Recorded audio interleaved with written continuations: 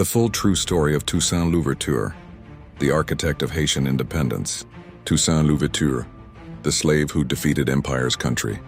Saint-Domingue, modern-day Haiti. Lifespan d'Assy, 1743, April 7, 1803. The slave, c. 1743-1791. Toussaint was born on the Breda plantation near Cap Français, now Cap Haïtien, in the French colony of Saint-Domingue. His exact birth date is unknown, but his name at birth was François Dominique Toussaint. His father, Gao Guinou, was a son of a tribal king in modern-day Benin, captured in war and sold into slavery. This aristocratic African heritage was a point of immense pride for Toussaint. Unlike the vast majority of slaves, Toussaint was fortunate. He was not forced to work in the brutal sugarcane fields. Instead, he served as a livre, a coachman, herdsman, and steward. This role granted him relative mobility and access to information. More importantly, he was taught to read and write French by the plantation's procureur, a kind of manager, a skill that would become a formidable weapon. He also developed a deep knowledge of herbal medicine and horses, earning him the nickname the Spider for his skill in navigating political and social webs. In his 30s, he was granted his freedom. He leased a small coffee plantation, owned a few slaves himself, and became a respected member of the free black community, a class caught between the powerful Grands Blancs, white landowners, and the vast majority of enslaved Africans. The revolution erupts, 1791-1793. Saint-Domingue was the pearl of the Antilles, the richest colony in the world, producing 40% of Europe's sugar and 60% of its coffee. This wealth was built on the most brutal slave system in the Americas.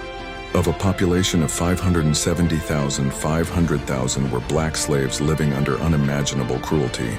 In August 1791, inspired by the French Revolution's ideals of liberty, equality, fraternity, the slaves of the northern plain rose up in a massive, bloody insurrection. Plantations were burned and masters were killed. Toussaint, then 48 years old, did not immediately join the revolt. He first ensured the safety of his former master's family, helping them flee to safety. Only then did he join the revolutionary forces, initially as a doctor. His intelligence and organizational skills quickly propelled him into a leadership role.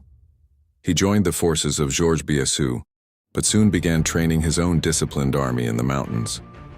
He adopted the surname Louverture, the opening, a name whose origin is debated but came to symbolize his ability to find openings in enemy lines and to open the way to freedom.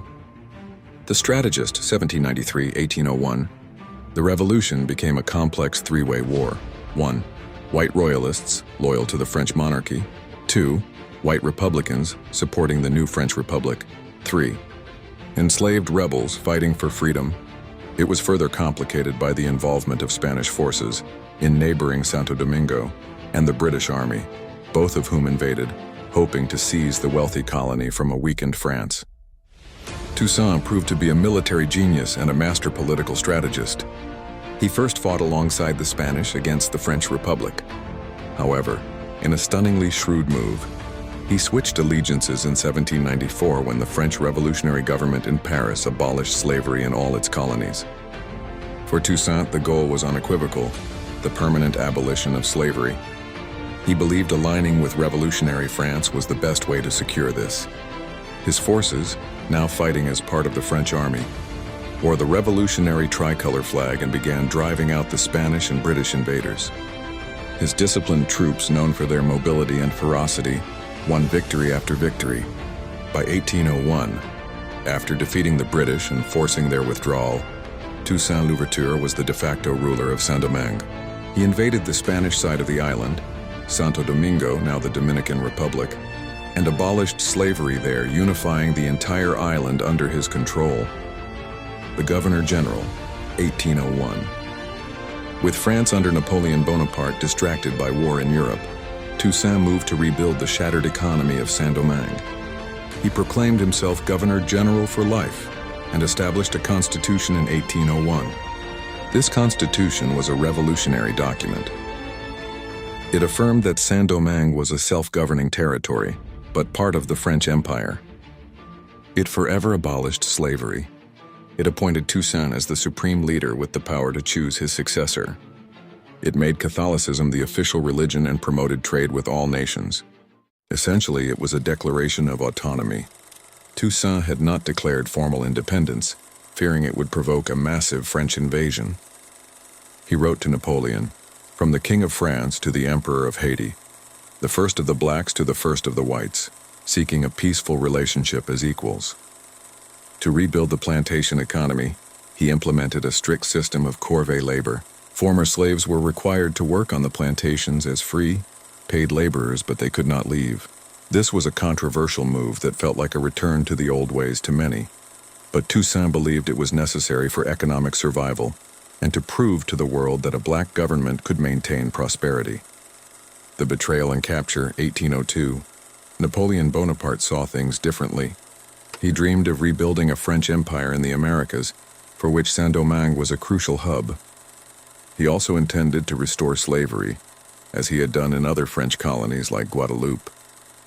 In December 1801, Napoleon sent his brother-in-law, General Charles Leclerc, with the largest expeditionary force France had ever assembled, 86 ships and 40,000 veteran troops, with secret orders to. The Leclerc expedition began with a brutal invasion. Toussaint's generals, including Jean-Jacques Dessalines and Henri Christophe, fought fiercely but were forced into tactical retreats. Leclerc initially offered negotiations, promising that France would not restore slavery. Suspecting a trap but hoping to avoid further bloodshed, Toussaint agreed to a ceasefire in May 1802 and retired to his plantation at Ennery. This was his fatal error. On June 7, 1802, acting on Napoleon's direct orders, General Leclerc betrayed Toussaint. French troops surrounded his home, arrested him and his entire family, and swiftly transported him to France. The Martyr, 1803, Toussaint was imprisoned in the Fort de Joux, a cold, damp, isolated dungeon in the Jura Mountains of France. He was deprived of his servant and writing materials and subjected to brutal conditions. His only crime was leading his people to freedom. He wrote a poignant memoir to Napoleon, defending his actions and pleading his case. "I have had the misfortune to experience the ingratitude of the Republic. What fatality to have moved so far from my country, my children, and all that is dear to me." He received no reply. After months of suffering and solitary confinement, Toussaint Louverture died on April 7, 1803, at the age of 59. The official cause of death was pneumonia and starvation, likely exacerbated by neglect. The legacy. "They have cut down the tree of liberty, but its roots are deep." Before his capture, Toussaint had defiantly told the French, "By overthrowing me, you have cut down in Saint-Domingue only the trunk of the tree of liberty. It will spring up again from the roots, for they are numerous and deep." He was right. News of the French restoration of slavery in other colonies and the brutal tactics of Leclerc's army confirmed Toussaint's worst fears. His former generals, Dessalines and Christophe, who had initially sided with the French, turned against them. The Haitian Revolution entered its final bloody phase. Toussaint's death did not end the struggle, it ignited it. Unified under Dessalines and inspired by Toussaint's cause, the Haitian armies defeated the French forces.